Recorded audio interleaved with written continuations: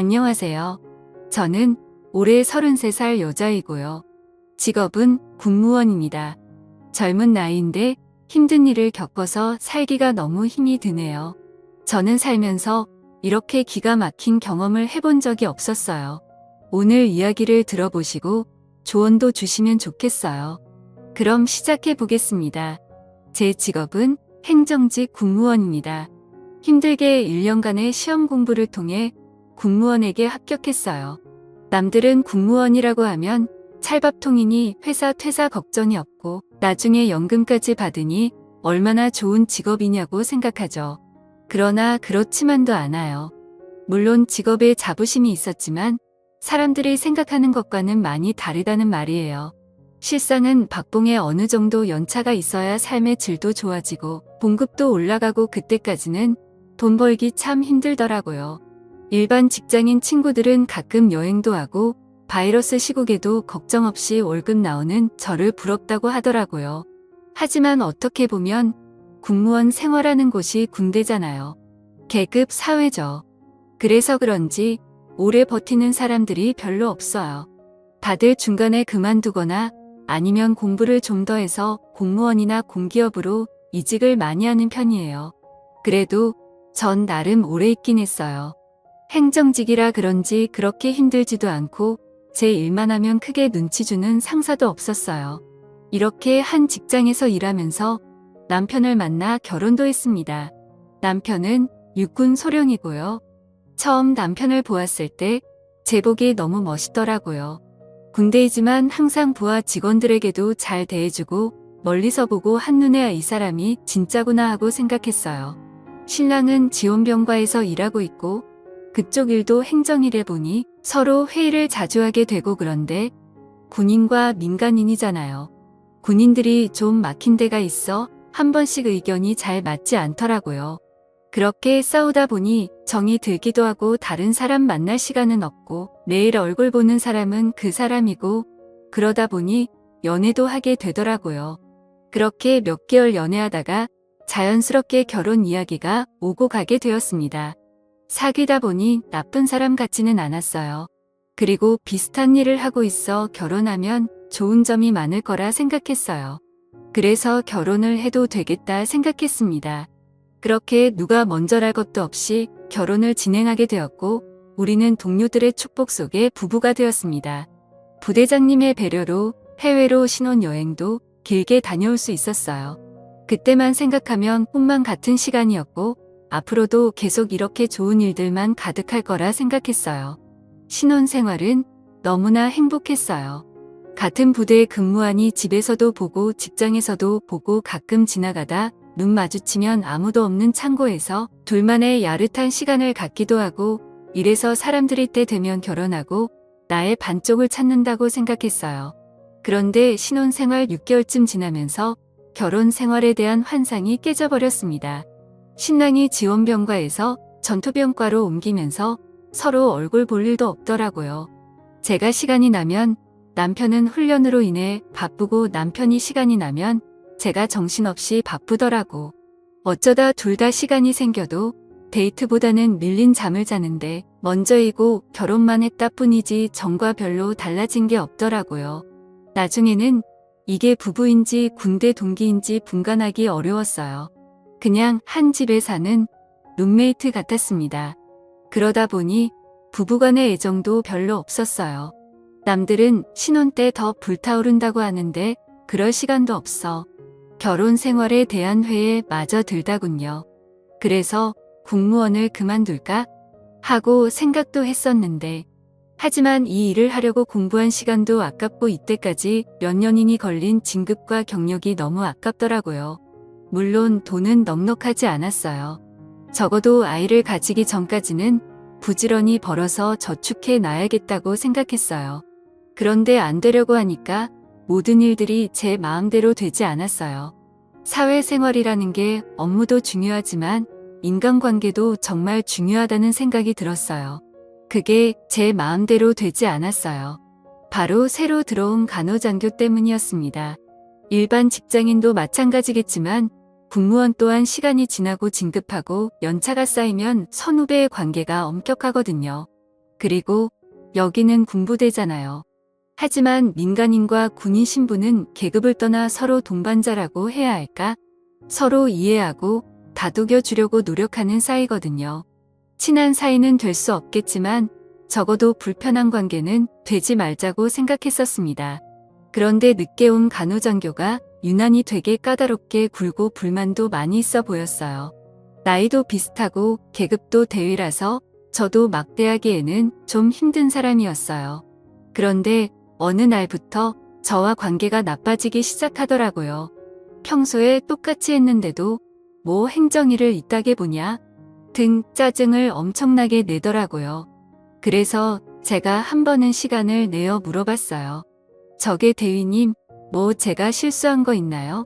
근데 무시하듯이 그냥 말없이 노려보더니 가버리더라고요.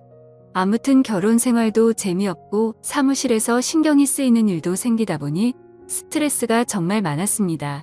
그러던 어느 날이었어요. 훈련을 다녀온 남편의 짐가방을 정리하는데 처음 보는 화장품이 보이더라고요. 남편이 쓰는 남성용이 아니라 여성용 화장품이었어요. 이거 당신 거 아니잖아. 어디서 났어? 그랬더니 남편은 그거 화장품 다 떨어져서 새로 샀어. 라고 겁니다. 그래, 그런데 이거 가벼운데 새 것 아니야? 아, 올라 쏟아져나 보지. 뭐 그렇게 꼬칫꼬칫 해물어 화를 내는 남편을 보니 저도 더 묻기가 싫어지더군요. 근데 여자의 직감이랄까 뭔가 좀 이상한 느낌은 들었지만 그날은 그냥 넘어가기로 했습니다. 그런데 며칠 후 전 똑같은 화장품을 다시 보았어요. 집이 아니라 사무실에서였죠.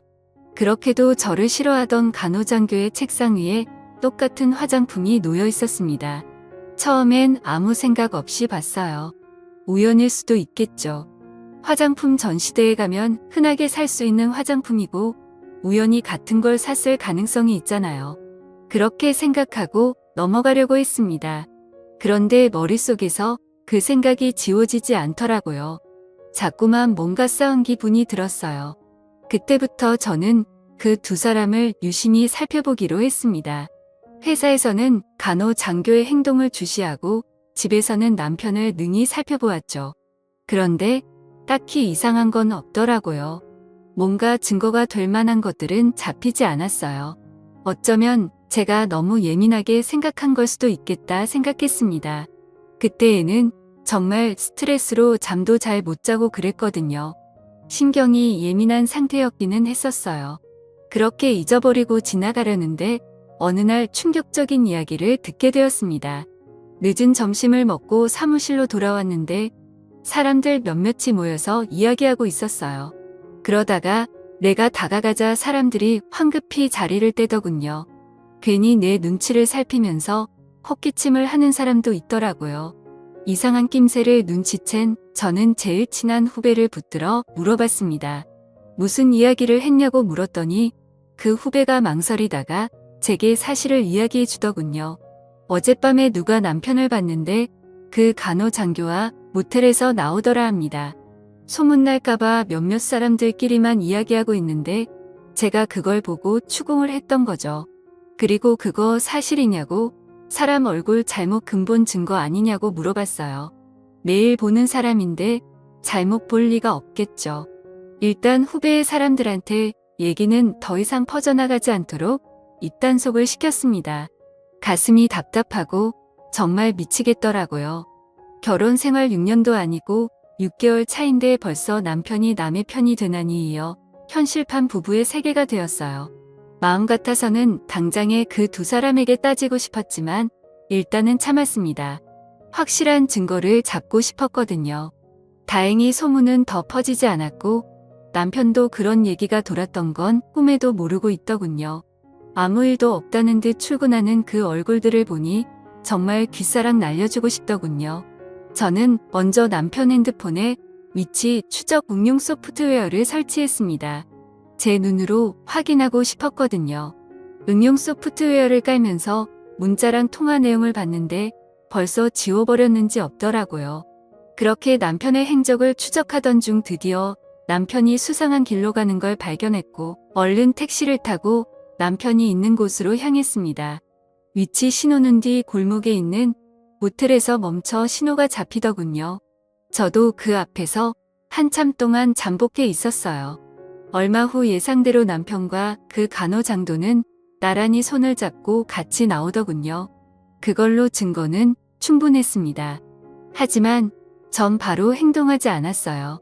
그렇게 시시하게 끝내고 싶지 않았거든요. 일단 두 사람이 같이 있다는 증거는 확인했으니 그냥 이대로 끝내기에는 너무나 화가 나더라고요. 어떻게 할까 고민하다가 한 가지 방법을 찾았어요.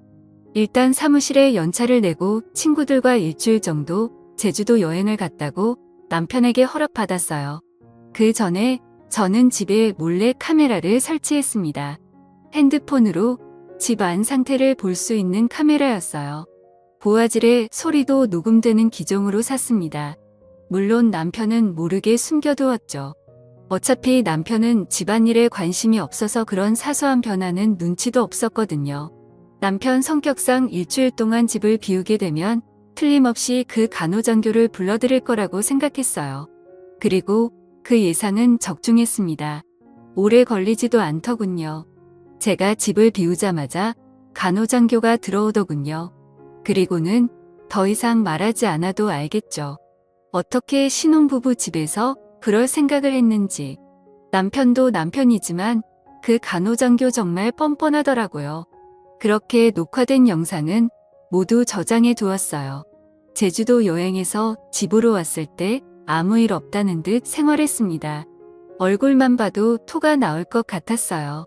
그리고 드디어 폭탄을 터뜨릴 날이 밝았습니다. 월요일 오전 행정직원과 관련된 사람들과의 미팅 시간. 간호장교는 오늘도 멋있는 표정으로 들어오더라고요.